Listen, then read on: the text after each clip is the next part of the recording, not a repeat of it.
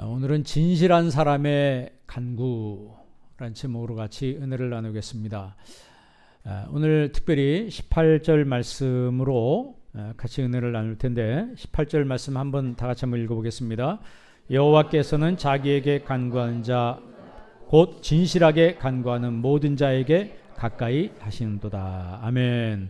하나님은 자기에게 간구하는 모든 자, 사람은 사람인데 모두 어떤 사람이냐면 자신에게 간구하는 사람, 곧 그랬어요. 그러면 자신에게 간구하는데 어떻게 간구하는 사람, 어떤 태도와 어떤 자세로 하나님께 간구하는 사람을 하나님이 가까이 하시는가? 곧 진실하게 모든 자에게, 진실하게 간구하는 모든 자에게 하나님이 가까이 하신다 그랬어요. 그러니까 여러분 신앙생활 할 때 하나님이 우리의 뭘 보시냐면 진실한 마음을 보시는 거예요. 무조건 기도하는 것이 아니고 그 마음속에 진실한 마음이 담겨 있어야 된다. 그럼 왜 하나님이 우리에게 진실함을 요구하실까요? 그것은 우리 하나님이 진실하신 하나님이시기 때문에. 그래서 하나님은 진실한 사람을 기뻐하십니다. 마음에 진실한 마음으로 내가 주님을 섬기고 예배하고 기도하고 진실한 마음으로 하나님을 찬양하는 사람을 하나님이 기뻐하세요. 왜? 왜 그럴까요? 하나님은 진실하신 하나님이시기 때문에.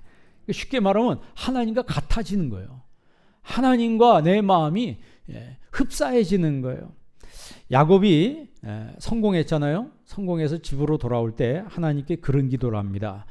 주님, 주의 종에게 베푸신 그 은총과 모든 진실하심을 나는 조금도 감당할 수 없사오나 하나님이 나한테 베풀어 주신 그 은총과 그 진실하심을 나는 조금도 감당할 수 없사오나 내가 이 지팡이를 가지고 집을 나갔는데 돌아올 때는 2때나 거두었나이다. 이런 고백을 해요. 사실 집 나갈 때는 형의 미움을 뒤로 하고 빈손으로 나갔잖아요. 그런데 나중에 20년 만에 돌아올 때는 거부가 되어서 2때를 이루고 돌아왔습니다. 그럴 때 야곱이 하나님 앞에 무슨 기도를 하냐면 하나님의 은총과 주의 진실하심을 나는 감당할 수가 없었습니다. 왜 이런 얘기를 하냐면 자신은 진실하지 못했잖아요. 늘 거짓되고 거짓말 잘하고 그랬잖아요. 그런데 하나님은 나를 진실하게 대하셨다는 거예요. 참 이게 아이러니하잖아요. 우리는 하나님 앞에 굉장히 이기적이고 계산적이고 나밖에 모르고 그런데도 불구하고 하나님은 나를 진실하게 대하신다. 야곱은 자기가 믿는 하나님을 그런 하나님으로 이해한 거예요. 그렇기 때문에 자기 평생에 믿을 만한 분은 하나님밖에 없습니다. 하나님밖에 없습니다. 그러니까 야곱이 이해하고 야곱이 경험했던 하나님은 바로 진실하신 하나님이시다. 오늘 본문은 다윗이 쓴 시편이죠. 그 다윗도 그의 삶 속에 정말 여러 가지 일을 만나는데 자신이 경험한 하나님은 어떤 하나님이냐? 진실하신 하나님이시라는 거예요. 그렇기 때문에 우리 인간은 부정하고 거짓되고 참 모난 부분이 많고 부족한 부분이 많지만 진실하신 하나님 앞에 무릎 꿇고 엎드리고 그분 앞에 기도할 때 하나님이 가까이 하신다는 거죠. 그러니까 하나님이 가까이 하신 사람은 하나님 앞에 진실함으로 간구하는 사람을 하나님이 가까이 하신다는 거예요. 우리 교회가 개척할 때에 비해서 많이 외적으로 성장을 했습니다. 그런데 목사로서 가만히 생각해 보면 정말 하나님이 외적으로 성장하는 것만 기뻐하실까? 외적으로 성장하는 것도 중요합니다. 왜냐하면 외적으로 성장한 교회들이 일을 많이 해요. 선교도 많이 하고 그러면 정말 이 부흥과 성장하는 게 정말 그거 본질이고 그게 목적인가? 부흥하고 성장하는 게 그거는 목적은 아닌 것 같아요. 그러나 부흥하고 성장할 때 교회의 기능을 더 크게 발휘할 수 있는 것은 확실한 거예요. 왜냐하면 여러분 교회가 작은 교회와 큰 교회와 같아야 달라요. 우리는 보통 얘기할 때 같습니다 이렇게 하죠. 왜? 교회 본질은 같으나 같습니다. 그러나 이게 볼 때 하나님 보실 땐 다르게 보실 수 있어요. 왜 그러냐면 큰 교회는 그만큼 헌신한 사람들이 많은 거예요. 작은 교회는 뭐 20명, 30명 모인다. 그런 교회는 헌신한 사람들이 별로 없어요. 그러니까 목사님들이 교회 유지하는데 매일 그 고민을 합니다. 그래도 요즘 많은 교회들이 그 문을 닫습니다. 우리 교노에도 지난주에 한 교회가 폐쇄 신고를 했어요. 그만큼 없다는 거죠. 그것이 뭐가 없느냐 하면 교회를 위해서 헌신한 사람이 없는 거예요. 근데 큰 교회는 헌신한 사람이 막 널브러져 있어요. 막. 우리 동기 목사님들은 큰 교회 하는 목사님들이 많아요. 요 옆에 그 신나는 교회 목사님도 우리 동기 목사님. 인천에 있는 강대성 목사님도 한 5천 명 모인다는데 거기도 같은 동기 목사거든요. 뭐 소망교회 목사님도 막 그냥 너무너무 잘 돼서 지금 뭐 뒤에 강단에들 터가지고 200평을 더 늘린다고 건축 그 신고를 한다고 건축 허가를 받았다고 그러더라고요. 그럼 그런 교회는 왜 그렇게 막 잘 될까? 이유가 있습니다. 헌신한 사람이 있어서 그래요. 그러니까 하나님이 똑같은 교회지만 다르게 보신다는 거죠. 여러분 예배를 드리는 것도 마찬가지예요. 여러분이 예배 드릴 때 마음을 다해서 하나님 말씀을 신령과 진정으로 들으면서 은혜 받으려는 마음이 있는 사람들과 전혀 은혜 받을 마음이 없이 잡생각하고 딴 생각하는 사람이 있는 사람, 설교를 들으면 비판적으로 설교를 듣는 사람, 하나님이 똑같이 보겠어요? 다르게 보시는 거예요. 사람은 똑같을지 몰라도 하나님이 구분해서 보신다는 거예요.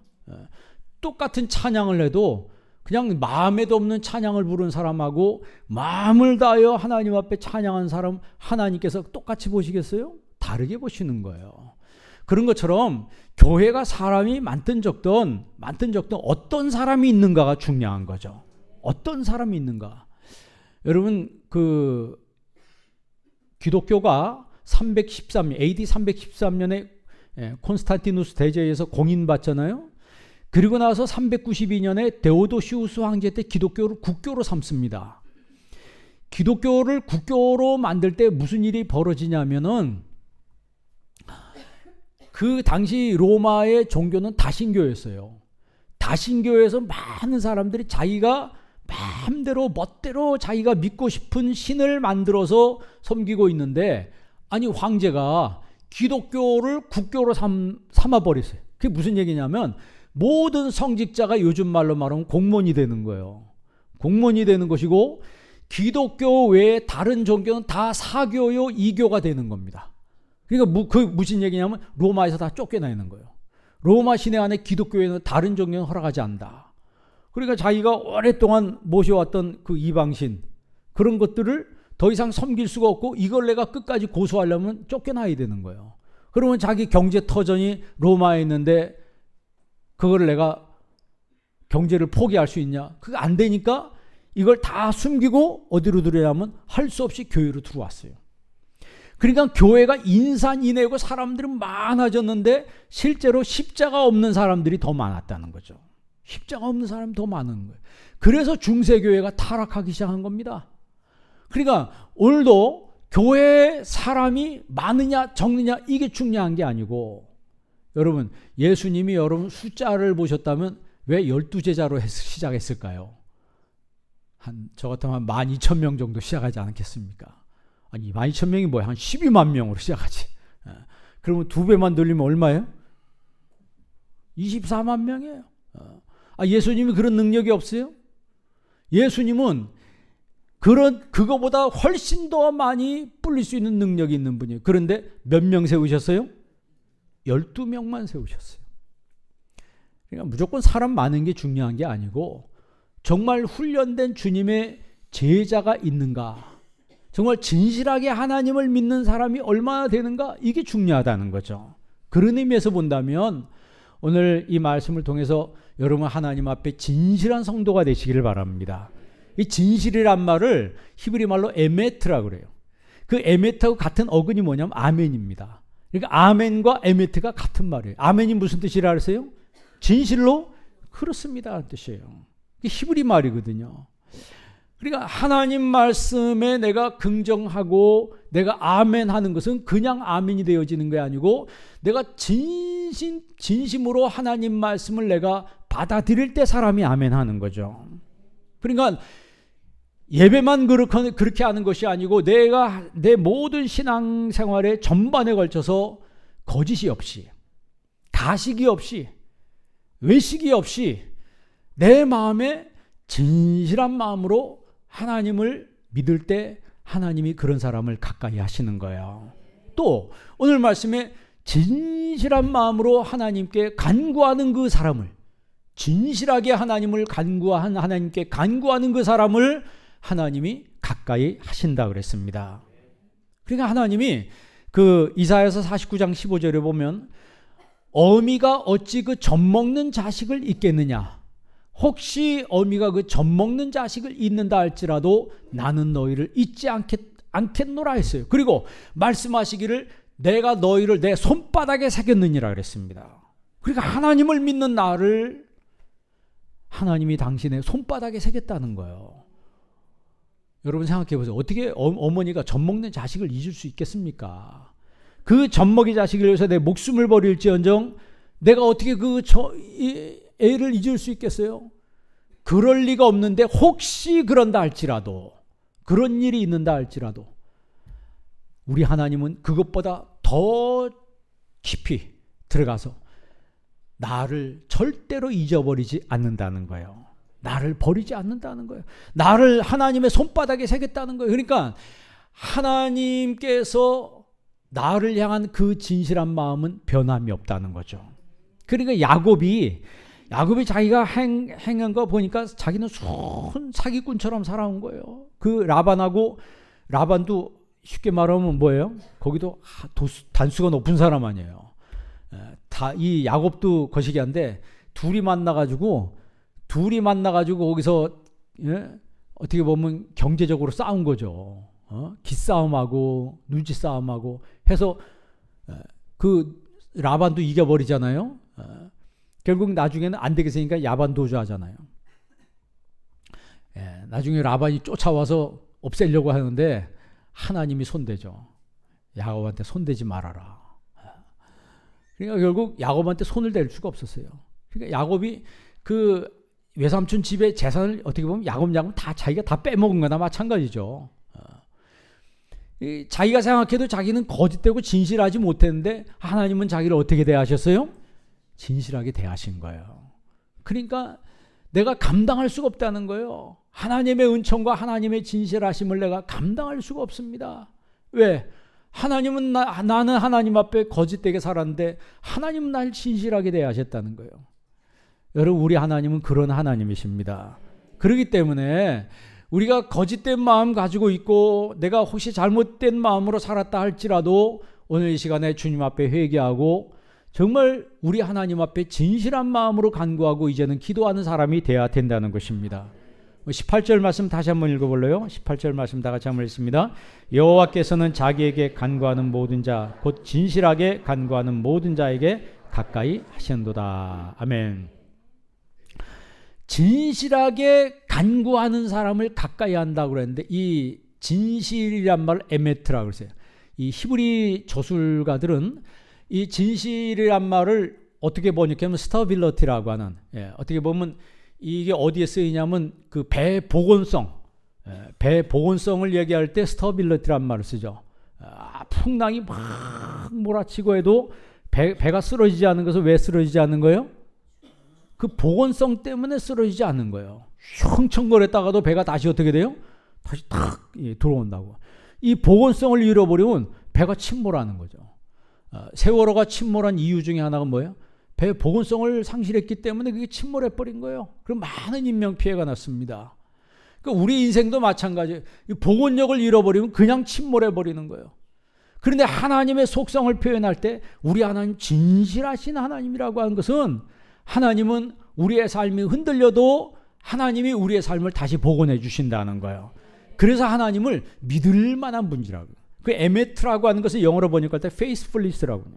하나님 신실하심, 하나님의 그 신실하심, reliability, 하나님의 그 뭐랄까요, 믿을 만한 분이시다, 믿음직한 분이시다 라고 하는 것을 이제 이렇게 표현을, 그렇게 번역을 해요. 그 히브리 사람들의 그 번역 중에는 아까 얘기한 대로 스터빌러티라고 하는, 정말 이 모든 것에 있어서 감정적 불변성, 안정, 복원성 뭐 이런 것으로 표현을 합니다. 그러니까 하나님의 그 진실하심은 정말 굉장히 포괄적으로 해석할 수 있는데, 특징 중에 하나가 뭐냐면 변함이 없으시다는 거예요. 우리는 어때요? 우리는 잘 변하잖아요. 감정 따라 변하고 기분 따라 변하고. 근데 하나님은, 야곱이 자기의 삶 속에 하나님 앞에 잘못한 것도 많은데 내가 잘못한 것으로 자기를 다루지 아니하시고 내 죄로 나를 다루지 아니하시고 하나님의 은혜로 다루어 주셨다는 거예요. 그래서 우리 하나님을 진실하신 하나님이라는 거예요. 하나님은 진실하신 하나님이기 때문에 진실하게 하나님께 간구하는 그 사람을 하나님께서 가까이 하신다 그랬습니다. 이 가까이 한다는 말은요, 카로브라고 하는데 이건 접근한다는 거예요. 그러니까 하나님이, 내가 하나님 앞에 진실한 마음으로 간구할 때 하나님이 나한테 접근해 오시는데, 시간적으로 공간적으로 접근해 오시는 거예요. 그러니까 내가 어디 있든지 하나님 앞에 진실한 마음으로 간구하는 순간에 우리 하나님께서 늑대같이 내 심령 가운데 접근하셔서 나를 붙들어 주신다는 거죠. 나를 붙들어 주신다는 거예요. 자, 그러면 왜 하나님 앞에 이렇게 간구해야 돼요? 왜 이렇게 하나님 앞에 진실함으로 간구하고 기도해야 돼요? 그 다음 구절에 답이 나와 있어요. 다음 구절 한번 보세요. 19절 말씀 다 같이 한번 읽습니다. 소원을 이루시며 또 그들의 부르짖음을 들으사 구원하시리로다. 아멘. 그는 자기를 경외하는 자기를 경외하는 사람이 어떤 사람이요? 진실하게 간구하는 사람들, 진실한 마음으로 하나님을 믿는 그 사람들의 뭘 이루시며? 소원을 이루시며 그랬어요. 그러니까 하나님은 내 소원을 외면하지 않으신 하나님. 그러니까 우리가 기도라고 하는 말은 하나님과 나와의 관계를 위해서 하는 말이 기도예요. 그런데 내 소원을 하나님 앞에 말하는 것을 간구라고 해요. 간구라고. 우리가 기도할 때 제자 훈련 받으신 분은 알 겁니다. 기도의 순서를 ACT라고 그러죠. ACT, A-C-T-S. 그래서 A가 뭐예요? Adoration. 제일 먼저 기도할 때 하나님을 찬양하는 찬양 기도를 해야 된다. 그리고 두 번째는 Confession. 자백 기도를 해야 된다. 자백 기도. 세 번째는 Thanksgiving. 하나님 앞에 감사의 기도를 해야 된다. 네 번째는 as supplication. 주님 앞에 간구의 기도를 한다. 그래서 기도의 순서를 찬양 기도, 자백 기도, 감사 기도, 마지막이 간구 기도예요. 간구 기도는 오늘 지금 19절에 있는 말씀처럼 내 소원을 하나님께 말하는 거예요. 이제 이번 주가 설날인데 여러분 마음에 소원이 있죠? 우리는 소원도 없는가 봐. 소원이 있지요? 있으면 있다고 얘기하세요. 그러면 그 소원을 다른 그 누구에게 말하는 것보다 하나님께 말하시기 바랍니다. 하나님께 말하세요. 오늘 성경에 보니까 하나님이 그 소원을 이루어 주신다 그랬어요. 하나님을 경외하는 사람, 하나님 앞에 진실한 마음으로 간구하는 그 사람의 그 말을 하나님이 이루어 주신다는 거예요. 그러니까 여러분 생각해 보세요. 소원이 이루어지면 기뻐요, 안 기뻐요? 기쁘죠. 그게 뭐냐면 경험이 생기는 거예요. 기도 응답의 경험이 생기는 거예요. 그러면 자기가 체험한 거거든요. 그럼 내가 이걸 체험하면 기도 안 할 수가 없어요. 기도 안 할 수가 없어요. 왜? 내가 이미 경험했기 때문에. 하나님은 내가 진실한 마음으로 하나님 앞에 기도하면 내 기도를 외면하지 아니하시고 반드시 들어주셨다고 하는 그 체험이 나로 하여금 계속 기도하게 하는 거예요. 근데 어떤 분은 기도하라고 해도 안 해요. 왜 안 해요? 그런 경험이 없는 분들은 잘 몰라요, 사실. 제가 늘 얘기하지만 공부라든가 운동이라든가 이런 것들은 자기가 그 단계를 체험하고 경험한 사람이 계속 하는 거예요. 공부도 그 단계를 자기가 점프해서 그것을 맛을 모르는 사람은 공부하다가 못합니다. 재미가 없는 거예요. 근데 그것을 그걸 점프해서 맛본 사람이 계속 연구를 하는 거거든. 운동도 마찬가지고. 제가 그 얘기했잖아요. 기본의식과 초점의식. 그 많은 기본의식, 그 근육이 많은 부분에 발달한 사람이 그 운동할 때 진짜 재미를 느끼면서 하는 거예요.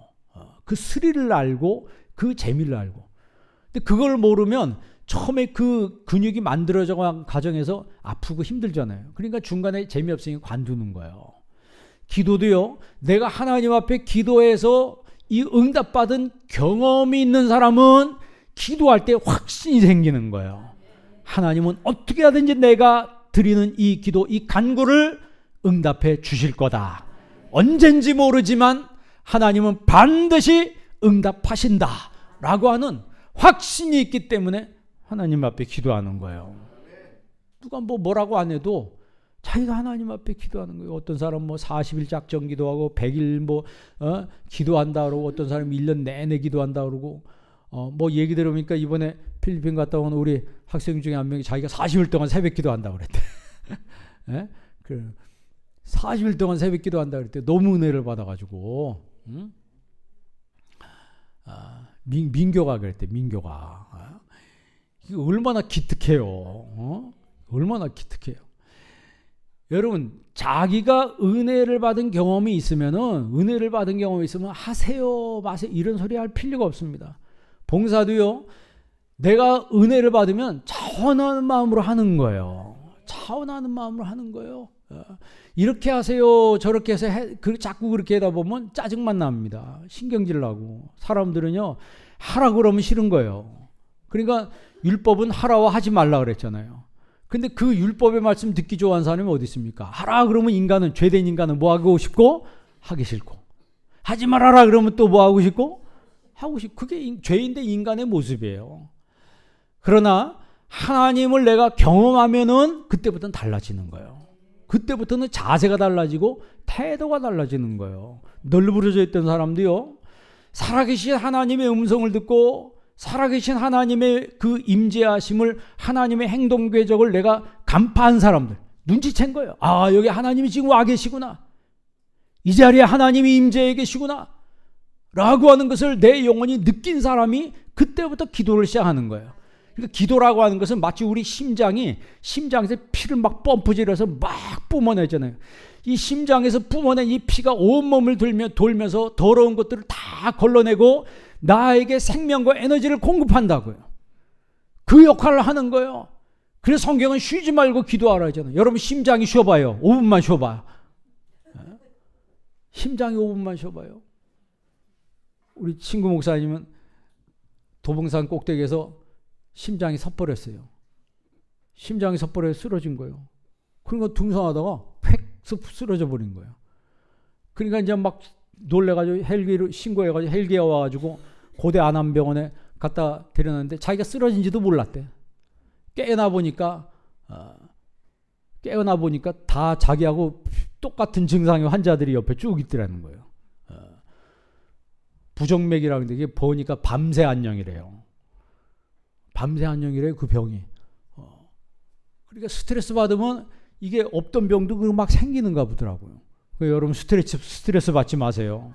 스트레스 받지 마시고, 어려운 일 있고 힘든 일 있고 그럴 때마다 주님 앞에 다 이야기하시길 바랍니다. 사람 찾아다니면서 이야기하지 말고. 사람 찾아다니면서 얘기하면 내 얘기 딴 사람한테 다 또 퍼뜨려요. 그러니까 힘들고 어려운 일이 있을 때 여러분, 주님과 이야기하시기 바랍니다. 다윗이 얼마나 힘들었어요. 오늘 시편 145편 1절을 어떻게 시작해? 한번 찾아볼래요? 다시 한번 보세요. 시편 145편 1절 말씀 다 같이 한번 읽습니다. 왕이신 나의 하나님이여, 내가 주를 높이고 영원히 주의 이름을 송축하리이다. 아멘.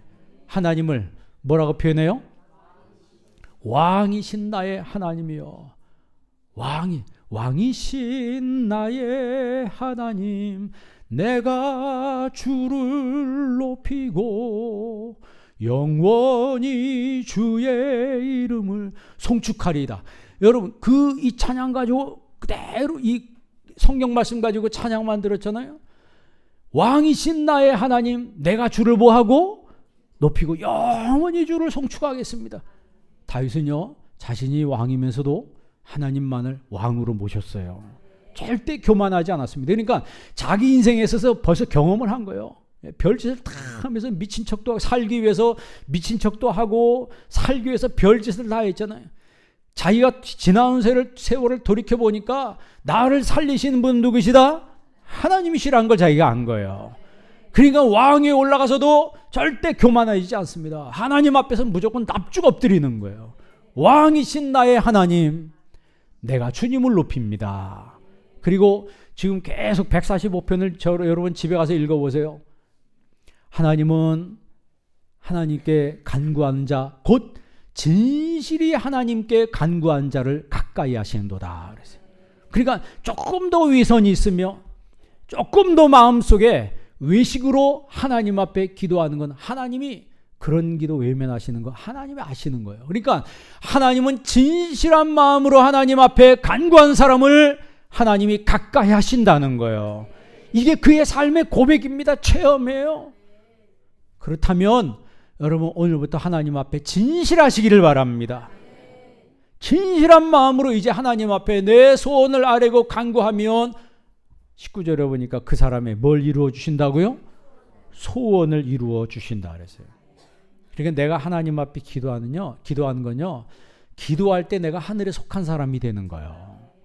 여러분 고린도후서에 그런 말 있잖아요. 우리가 땅에 속한 자의 형상을 입은 것처럼 하늘에 속한 자의 형상을 입으리라 그랬어요. 그러니까 저와 여러분은 언젠가는 이 땅을 떠나게 됩니다. 우리 지난주에도 우리 김사민 성도님 장례식을 치렀는데 이 땅에 온 사람은 다 여기 떠나는 거예요. 여기 앉아있는 여러분도 다 떠나는 겁니다. 우리는 다 떠나는 거예요. 그러면 우리가 지금은 흙에 속한 자의 형상을 입고 있기 때문에 여기 지금 살아있는 겁니다. 그러나 이 모습을 이걸 벗고 떠나서 하나님 나라에 갈 때 하늘에 속한 자의 형상을 입게 된다 그랬어요. 그리고 그 나라에 들어가는 거예요. 천국에 가서 영원히 우리는 주님을 찬양하게 될 겁니다. 근데 어떤 사람은 지옥에 떨어졌어요. 누구예요? 부자. 근데 부자는 지옥에 떨어져서 기도학교에 들어갔어요. 지옥에 떨어져서 아버지 아브라함이여 나사로의 혀에서 눈물 한 방울 손가락에 눈물 한 방울 찍어서 내 혀를 서늘하게 해주십시오. 그때 기도해. 언제 기도해야 돼요? 살아있을 때 기도해야 되는 거예요. 여러분 살아있을 때 기도의 씨를 많이 뿌리시기 바랍니다. 살아있을 때 기도의 씨를 많이 뿌리세요. 입도 따 뭐해요? 예? 입 터져 있는데 이거 터지니까 좀 뭐 해야 돼? 예? 하나님을 찬양하고 이렇게 성가대는 정말 복된 사람들이에요. 예? 연습하느라고 찬양하지, 또 본 찬양하지, 끝난 다음에 또 찬양 연습하지. 그러니까 성가대 복된 사람들이니까. 새벽마다 나와서 기도하죠. 그러니까 여러분 다른 사람 볼 필요 없어요. 내가 하나님 앞에 입술 열어 기도.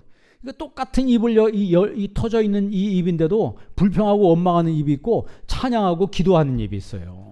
그러니까 하나님 똑같이 봐요? 다르게 봐요? 다르게 보시는 거예요. 그렇다면 여러분 하나님 앞에 평생 찬양하고 기도하는 사람이 되시기를 바랍니다. 왜 기도가 중요해요? 오늘 말씀에 진실이 하나님께 간구하는 그 사람을 가까이 하신다 그랬어요. 사무엘이 이스라엘 백성들 모아놓고 뭐라 그러는 줄 아세요?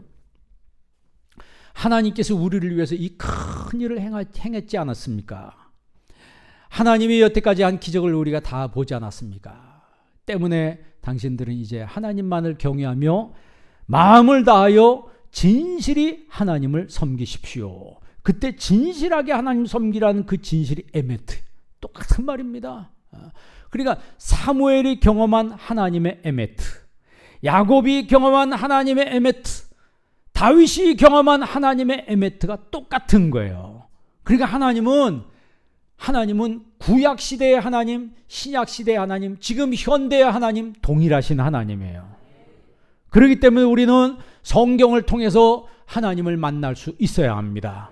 그런데 그 성경에서 말하는 그 하나님이 어떤 하나님이에요? 진실하신 하나님이라는 거예요. 진실하신 하나님이라는, 그러니까 이 진실하신 하나님 앞에 여러분 마음의 예배당을 만드시기를 바랍니다.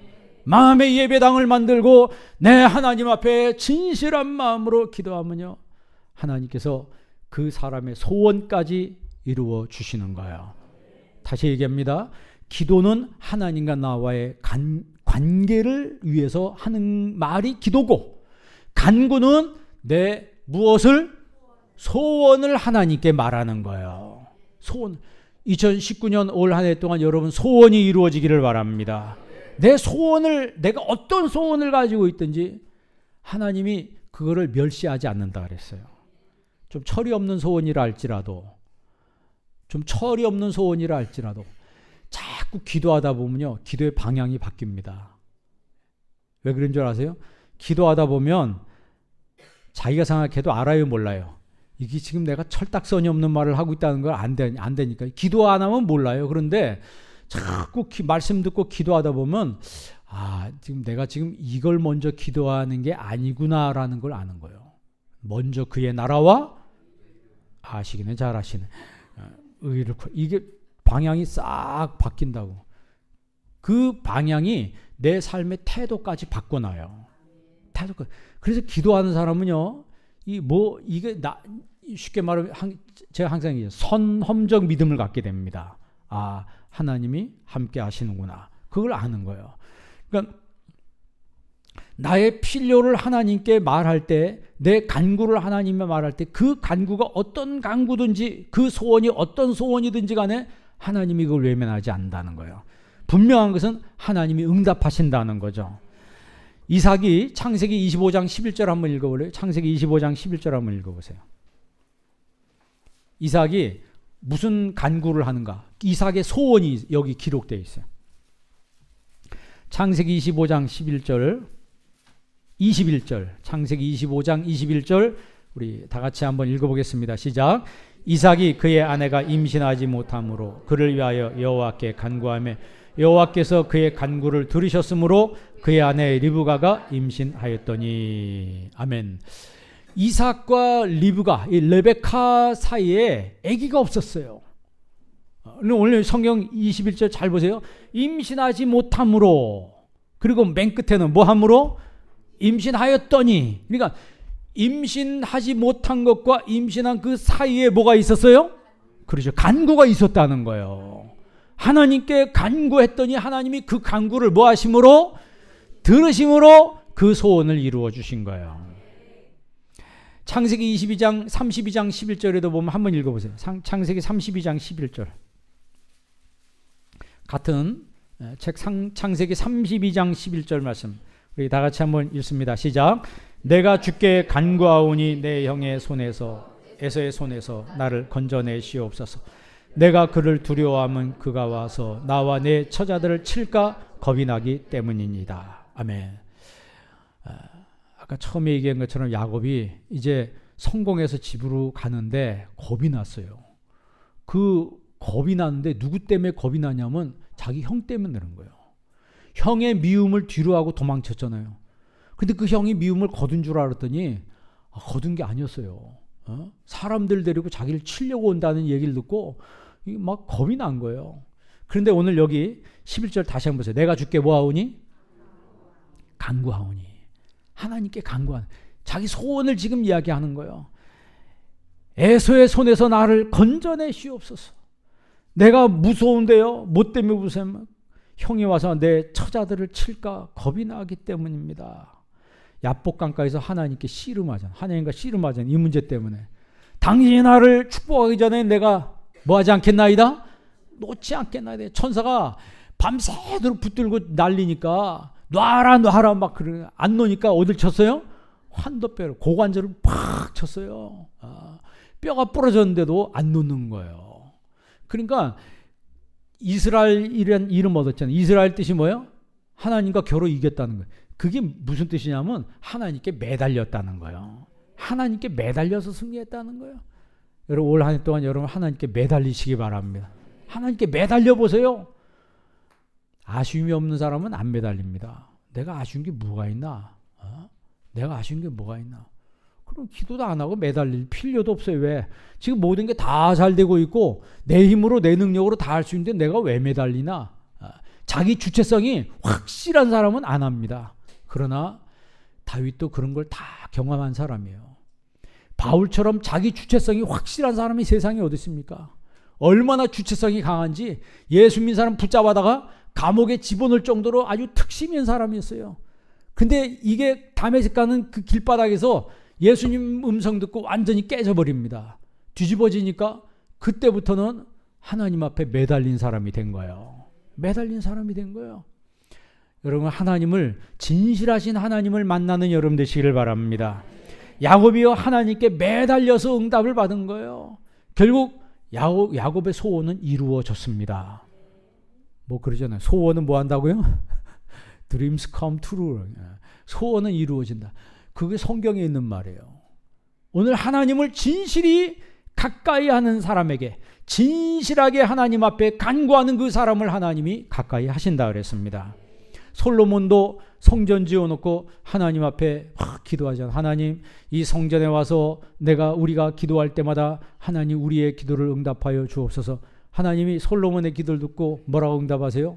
내가 내 기도를 들으마. 이 성전에 와서 내가 기도할 때, 이 성전에 와서 내가 기도할 때 내가 너의 기도를 들을 것이다 그랬어요.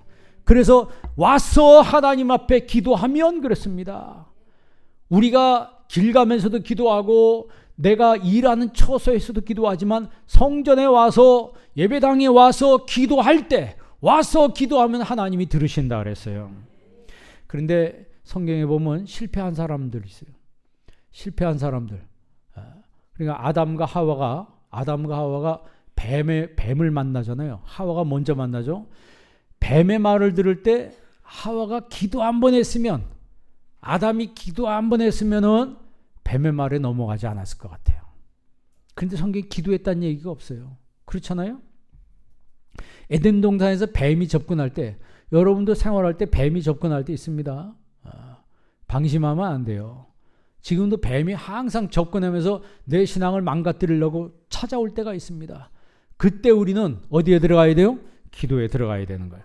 아브라함도 신앙이 좋은데 하갈을 취해서 집안에 난리가 나잖아요. 사라가 얼마나 힘들어합니까? 하갈 때문에. 하갈이 애기 낳았다고 얼마나 기를 죽여놔요. 그렇게 힘들어하는데 아브라함이 하갈 취하기 전에 기도 한 번 했으면은 그 약속의 말씀은 끝까지 붙들고 하갈 취하지 않았을 거예요. 그런데 자꾸 그냥 부인이 얘기하니까 어정쩡하게 했다가 나중에 그 일을 겪게 되잖아요. 아브라함이 가뭄으로 애굽으로 내려가게 됩니다. 그래 애굽으로 내려갈 때 기도했어요, 안 했어요? 기도 안 하고 그냥 가는 거예요. 그냥 가는 거예요. 믿는 사람들은요, 항상 기도보다 앞서면 안 됩니다. 엘리멜렉 있죠? 엘리멜렉. 이름이 얼마나 좋습니까? 엘리멜렉. 나의 하나님은 왕이시다. 엘리란 말은 나의 하나님이란 뜻이고 멜렉란 말은 왕이란 뜻입니다. 그러니까 엘리멜렉과 나오미, 그 믿음의 가정이죠. 이 사람들이 어디 살았어요? 베들레헴에 살았습니다. 베들레헴 뜻이 뭐예요? 떡집이란 뜻이에요. 베이트와 레헴의 합성어입니다. 베이트란 말은 집이고 레헴은 떡이란 얘기예요. 빵이란 얘기예요. 그 정도로 기름진 땅이란 거예요. 근데 그렇게 기름진 땅에 뭐가 들어서요? 흉년이 들은 거예요. 흉년이 들으니까 하나님 앞에 기도도 안 해보고 모압 땅으로 가버린 거예요. 모압 땅으로 가버린. 거기 갔다가 무슨 일을 겪어요? 남편 죽죠. 말년, 기론 두 아들 다 죽죠. 나중에 다시 돌아오게 되는데, 성경을 가만히 보면 실패한 사람들의 특징을 보면 기도하지 않은 거예요. 그러면 기도하지 않은 그 마음엔 뭐가 있어요? 하나님보다 나를 더 먼저 생각하는 마음이 있는 거예요. 하나님을 진실하게 믿는 그런 마음이 없는 거예요. 신앙생활에도 그냥 건성해서 가식으로는 할 수 있어요. 그러나 하나님이 보시는 것은 진실한 마음으로 하나님께 기도하고 간구한 사람을 하나님이 가까이 하신다는 거예요. 여러분, 신앙이 좋았던 사람도 성경에 보면 실패할 때가 있습니다. 공통점은 그들이 뭐 하지 않았다? 기도하지 않았다는 거예요. 야곱이 굉장히 이기적인 사람이었지만 그거 야복 나루토에서 하나님을 확실하게 만나면서 그 인생이 바뀌는 거예요. 그러니까 여러분 하나님 앞에 간구할 때, 하나님께 기도할 때 우리의 인생이 더 풍성해지는 겁니다. 그러면 그 기도할 때 무슨 마음으로 하자? 진실한 마음으로 하자는 거예요. 진실한. 그러면 기도를 하기 이전에 내 마음속에 어떤 마음이 있어야 돼요? 주님을 향한 진실한 마음이 있어야 된다는 거예요. 그거를 주님이 보시고 아신다는 거죠. 내가 기도하는데 하나님 내 마음을 모르시겠어요? 내 마음을 모르시겠어요? 하나님 다 아시죠? 하나님 앞에 내가 진실한 마음으로 기도할 때 하나님 그 사람의 소원을 이루어 주신다 그랬어요. 시편 145편 그 19절 말씀 다시 한번 보세요. 오늘 본 말씀 19절 말씀 다 같이 한번 읽습니다. 그는 자기를 경외하는 자들의 소원을 이루시며 또 그들의 부르짖음을 들으사 구원하시리로다. 아멘. 자기를 경외하는 자들의 뭐를 이루시며 소원을 이루신다 그랬어요. 이제 우리나라는 또 다시 한번 시작입니다. 구정이에요, 구정. 올 한 해 동안 여러분 소원이 주 안에서 이루어지기를 바랍니다. 저는 우리 한빛장로교 성도님들이 다 잘 됐으면 좋겠어요. 근데 먼저 신앙이 잘 되시기 바랍니다. 신앙이 바로 되려면 하나님 앞에 진실해야 된다. 거짓된 마음을 내려놓고 내 하나님 앞에 정말 심장이 피를 뿜어내듯이, 그래서 내 속에 있는 더러운 것을, 오염된 것을 제거하고 생명과 에너지를 그 피가 공급하는 것처럼 하나님 앞에 내 심장이 뛰면서, 심장이 피를 뿜어내는 것처럼 하나님 앞에 내 삶의 에너지를 뿜어내며 하나님 앞에 진실한 마음으로 기도할 때 하나님이 그 사람의 소원을 들어주신다 그랬어요. 이런 진실한 마음으로 하나님을 섬기고 하나님께 기도하는 삶을 사는 여러분 되시길 주의 이름으로 축원합니다. 기도하겠습니다. 하나님 아버지, 하나님 앞에 기도한 사람에게 차원이 다른 축복을 주님이 준비하신 줄 믿습니다. 참으로 하나님 앞에 진실한 마음으로 간구하는 사람을 하나님 가까이 하신다 말씀했사오니, 뿐만 아니라 그들의 소원까지도 하나님 이루어 주신다 약속했사오니, 하나님 언약하신 말씀대로 늘 하나님 앞에 진실한 마음으로 주님을 섬기며 주님 앞에 기도하며 주님을 가까이 하는 성도들이 되게 하여 주시옵소서. 올 한 해 동안 저희들 마음에 소원이 있습니다. 하나님 입을 열어 하나님 앞에 기도할 때마다 아버지여 주님 앞에 우리의 소원이 아름답게 이루어지고 응답되는 역사가 있게 하여 주옵소서. 그래야 하나님 앞에 크게 영광 돌리게 도와 주옵시며 하나님을 기쁘시게 하는 삶을 이루는 저희들 되게 하여 주옵소서. 예수님의 이름으로 기도합니다. 아멘.